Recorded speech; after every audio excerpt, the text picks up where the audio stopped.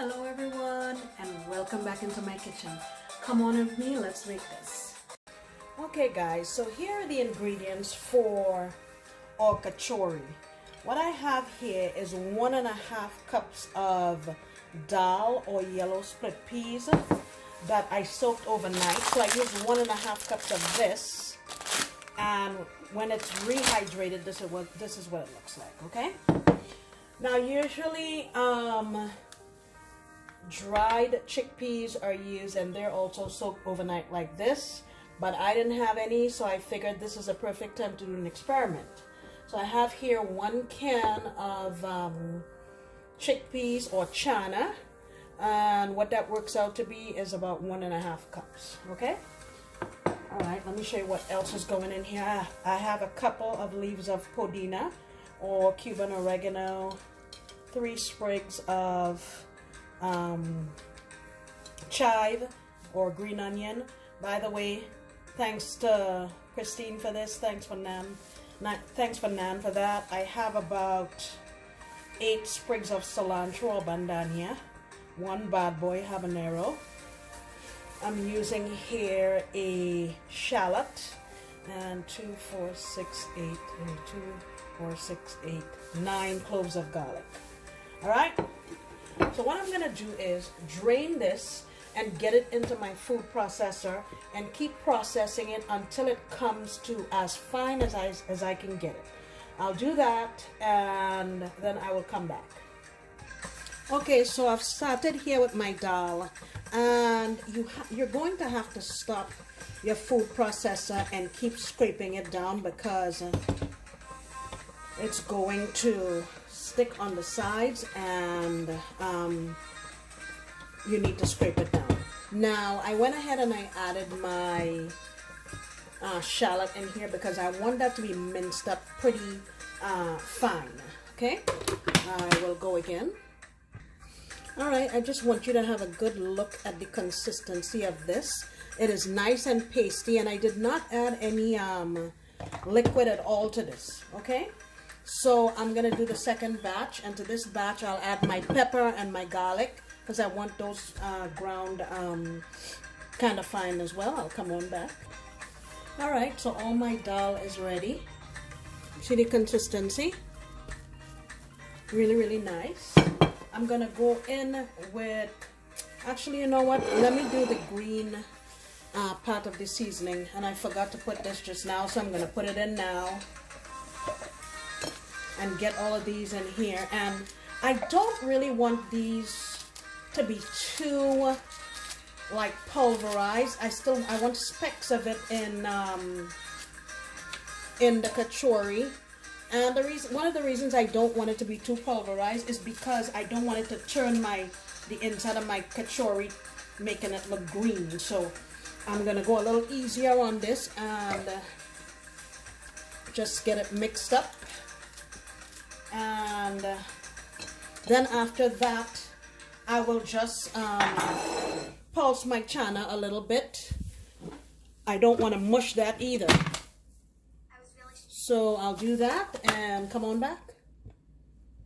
All right, so now that this is a bit rough, I'm going to put in my chana, and I'm not going to make this into a paste. Since this is already cooked, I'm gonna leave just a little bit of bite. Okay. All right, so that's what I'm going for.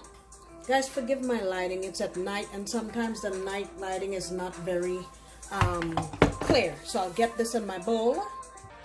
All right, I'm gonna add a few cracks of my black pepper. Also going to add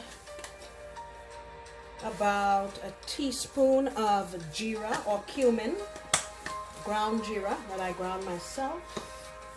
We give this a stir. Ooh, that smells good. And let me try to add some salt here. I'm gonna say,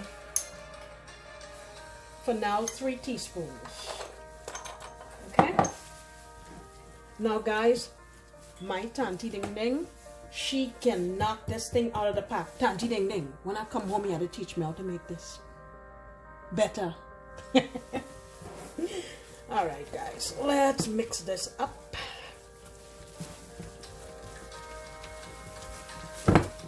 Auntie Ding Ding is the boss of Kachorie.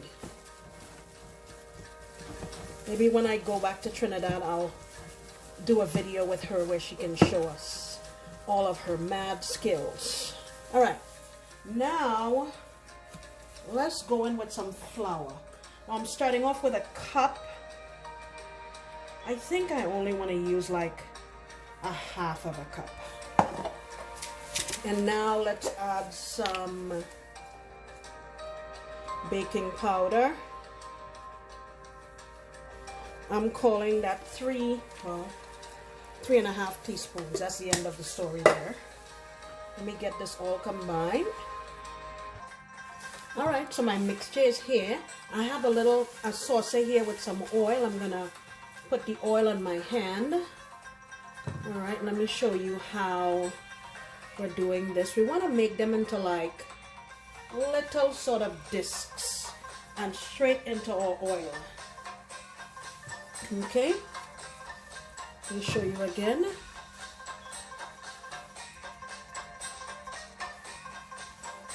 Right into the oil. Oops, messed that one up, but that's okay. What I'm gonna do is just repeat this and get them all in there. And you don't want to cook this too quickly because you don't want the inside to be raw and the outside is getting burnt, okay? And as always, don't drop it, just gently glide it in. Gently. Not like that.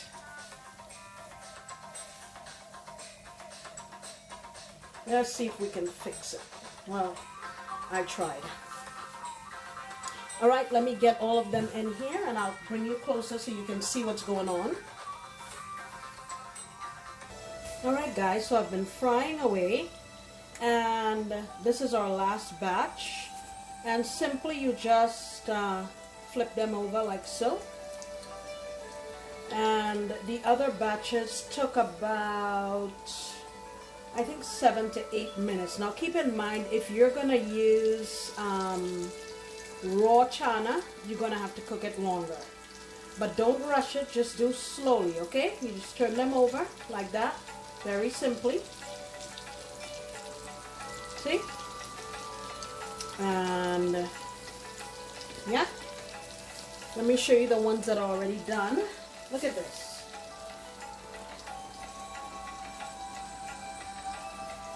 I mean, seriously, look at that. And what I'm going to do is serve this with, my friend Savvy gave me some apple chutney. And I will serve it with some apple chutney and probably some, what do you call it, cucumber chutney. And I think it'll go really well with this. I've tasted it. I snuck a taste when you weren't looking. The only thing I would do differently is I would add an additional maybe half a teaspoon, 3/4 teaspoon of jeera or cumin. That's it. Besides that, I am very, very, very pleased with this. Now, since we're in experiment mode, I decided to put some of these in my air fryer. Look at them. They actually came out quite good. I tasted a piece that broke off. I put them in here and I spritzed them with some oil and they were in there for, you hear that? That crunch? They were in there for a total of 10 minutes. So this is a great option to cut down on the fat and they taste fantastic. Okay guys, here's everything that we got. These are our little ones from the air fryer. And look at the other ones.